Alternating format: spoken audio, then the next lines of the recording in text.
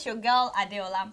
You know, Nigerians never cease to amaze me. Haba, why is the president's word not enough? For the 160 million people in Nigeria. The president said he has nothing to hide, yet Nigerians want him to declare his assets publicly. See how they are disrespecting Mr. President. In case you don't know what I'm talking about, Nigerian president during his media chat last week said he's not ready to declare his assets because it's against his principles. And he emphasized that he has nothing to hide. That is to say, he has no skeleton in his cupboard. All those presidents in other countries that are declaring their assets, it's because they have something to hide. Yes, people like Obama, they have something to hide though. That's why they are declaring their assets.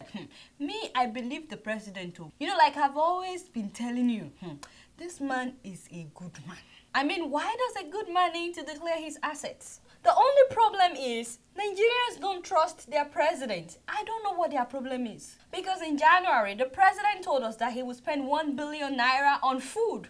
What other transparency do you need? You can just do the math. If somebody tells you that he can eat with 1 billion naira in a year, shouldn't that tell you, you know, what his asset is? 1 billion naira for food in a year means, you know, 2.7 million naira per day on food. So if you know, that live in Ojuelegba, is spending 100 naira on food per day based on your asset. You know, you spend based on your asset. So you should be able to guess what Mr. President's asset is now. And I think it's disrespectful to be asking him to declare it publicly. So for those of you who think the president is gentle or maybe he doesn't know what he's doing, the president was like, I don't give a damn about declaring asset. Above all, he said he declared his assets 5 years ago under President Yaradua when he was vice president. Yes, that was only 5 years ago. You don't expect that his assets would have changed by now? Besides, he's been very busy since he became president. You know, he's been really busy with Boko Haram, with subsidy, with cassava bread, with trips abroad. So where is the time? Tell me, where is the time for Mr. President to acquire assets? The man has been so busy working to make sure that Nigeria becomes a changed nation. That's why he said declaring his asset would not bring any positive change to Nigeria. Hopefully now you will let him rest. I'm just keeping it real. Speaking of positive changes, some people still think of Nigerian policemen this way. Let me tell you, things have changed. Oh boy, levels have changed.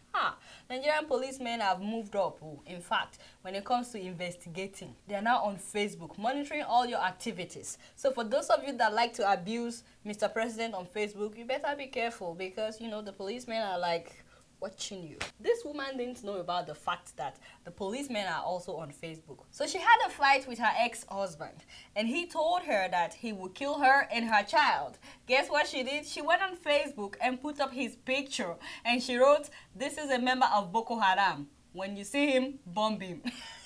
For real, all his friends started calling him. They were demanding explanations like, why did you join Boko Haram? The guy denied. So nobody believed him. They were like, have you been on Facebook lately? Oh boy, go and check. Your picture is all over Facebook. And sure enough, he went and checked and there he was. They got out to the police to report. And the police did what? Got on their Facebook accounts. They were like, They located the picture. They were like, hey, this is real. Arrest her, arrest her. That was how they arrested the woman. Meanwhile, one man is proudly wearing a t-shirt that says, I represent Boko Haram. And he puts it on Facebook. I said, hey, what he's doing is suicide bombing on its own. Because when people see him walking by with a t-shirt that says, I represent Boko Haram, they can do and undo. My brother, people can do and undo out of anger. Come to think of it, this guy may be wearing the t-shirt to actually scare the police. Yes, I mean, who won't die? Nobody won't die now. Even policemen, no one die. Nowadays, so many people are claiming to be Boko Haram. When people owe you money, they tell you they are Boko Haram, so you don't come after them. See, people get in taxis, and when they find out they don't have enough money to pay the taxi driver, they pull up their phone and they're like, hey, oh boy, did you drop that bomb? Put it under the car. Yes. Everybody in the taxi will be like, Oga driver, don't collect money from this man, no, he's a good man. Like, Oga, can I bless you today? I just want to bless you. Mr. Driver, this is his taxi fare. Yeah, don't take any money from him. Oh. Hey, make I drop. Yeah, make I drop. The driver was like, you never reach where you are going now. They were like, hey, which way make I drop right now. Not just that, a man went to the restaurant to eat. He didn't have enough money. As soon as the waitress gave him the check, he pulled up his phone. He too was like, Omo, did you drop that bomb where I told you? And don't let anybody see you. Oh. As soon as the waitress heard, the waitress was like, Oga, you see that check? And madam say, make you no worry, make you just go. Come back anytime. Eat whatever you want. It's on the house. I beg, make you just go. So this guy wearing the Boko Haram t-shirt is probably also wearing it to get something. You feel me? But my people, keep it in mind that messing around on Facebook can be dangerous. So, I'm just keeping it real. Speaking of danger, one woman in Kenya has proven to be more dangerous than having tons of policemen chasing after you. This young lady, a first-year student at Moi University of Kenya, has single-handedly transmitted HIV/AIDS to 90 students on her campus in 50 days. At least that is what I was told. Now, if this is true, that means people are very wicked.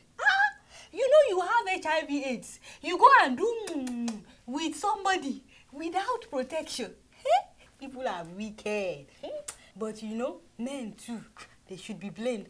They always want some and they won't get married. You see? You know, some people are saying that she probably doesn't have AIDS, that she's just trying to scare the guys. I'm like, what if it's true? You know, what if she actually has AIDS and she just, gave it to them for free? The only reason these guys should be scared is if they are not circumcised. You know, something like this can never happen in Zimbabwe because Zimbabweans have found a way to fight HIV/AIDS. Yes, through circumcision. In fact, their politicians are taking the lead in getting circumcised. Last week, 44 members of parliament were circumcised. Yes, right in the parliament house. Those grown men, can you imagine getting circumcised at old age because they want to prevent HIV/AIDS? I say, Do you know that UNAIDS and the World Health Organization are also encouraging this? They said the risk of HIV/AIDS among men can be reduced by 60% if they get circumcised. The problem now is that they're trying to get Mugabe to also, get circumcised. I was like, hey, you people, why do you want to trouble Mugabe for? Why do you want Mugabe to get circumcised? And everybody is telling me that, hey, he needs to be circumcised too, so that he can also sleep around like the other members of parliament without having to worry about any disease. I was like, what do you mean sleep around? Mugabe at the age of 88. Isn't he too old for that? People were like, Adiola, look at you. So long as there is Viagra, the man can find creative ways to do whatever he wants to do. That was where I shut my mouth. Just keeping it real. Talking of being creative, China is now using chicken manure to generate electricity. Take a look. This farm is home to 3 million chickens. Between them, they produce almost 500 million eggs every year. Packaged up, they're off to the supermarkets. But eggs aren't the only product the chickens create. On this farm, cleaning up the chickens' mess is also an opportunity to make money. Well, it might not look like much, but the chickens here produce over 200 tons of manure every single day. But what's different about here is that none of it goes to waste. The manure is processed and the methane gas then extracted. Most of it is used to generate electricity, which is sold to the national grid. China is a developing country. Our coal and gas supplies will run out in the next few decades. That is why it is so important for us to explore new sources of energy. Africans need to learn too. For a long time, our problem is that we are not innovative. For example, instead of using pomo to make shoes, I'm talking about cow skin, yes, to make shoes, like leather shoes, leather bags, all those fancy things. Instead, we are still using it to accompany semo or pepper soup down the throat. Wash the thing down with goodness. So instead of wearing nice leather shoes, your stomach starts to look like back of a shoe. Well, actually, that's not 100% accurate. We are starting to make some things, like this guy. Yes, that is what I call being innovative, being resourceful, recycling, and being being smart. No, but really, we are making other things too. We just need more fundings. You know, we need the government to, you know, support people that are making things, and so that in Africa we can be self-dependent. But in any case, I like to challenge Africans to think about other means of surviving without completely depending on fossil fuel. Just look at these guys in Lagos pooping everywhere. Like, you see, these are megawatts of electricity right there. If you can see what I'm seeing. Poop. Kai, poop. It's in the smell. Next story, please. Keeping it real. Speaking of African countries, do you know that the list of the 10 most dangerous African countries have been released? Yes, and this time around, guess what? Nigeria is part of them. I mean, sorry, the giant of Africa. The Global Peace Index recently released this report on global ranking of countries according to their level of danger. And these are the 10 most dangerous African countries. Of course, the regulars: Somalia, Libya, Congo, Sudan. But this time around, Nigeria is like number 6 of the 10 most dangerous countries in Africa. You know what I think? I think somebody is just trying to discredit the Nigerian government. Somebody is just trying to paint the Nigerian government bad. I mean, as far as our government is concerned, everything is under control in Nigeria. I'm just keeping it real. Before I leave today, I want you guys to see a little bit of Mozambique.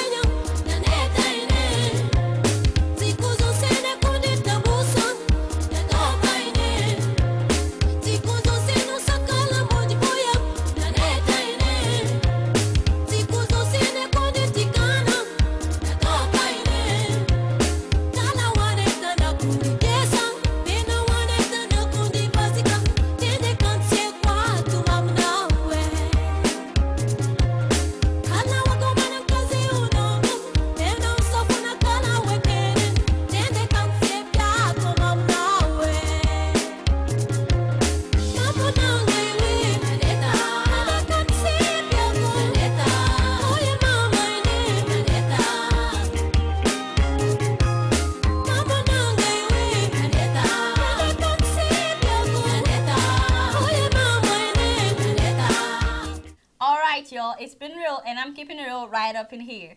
Until next week, I'ma see y'all later. Peace out.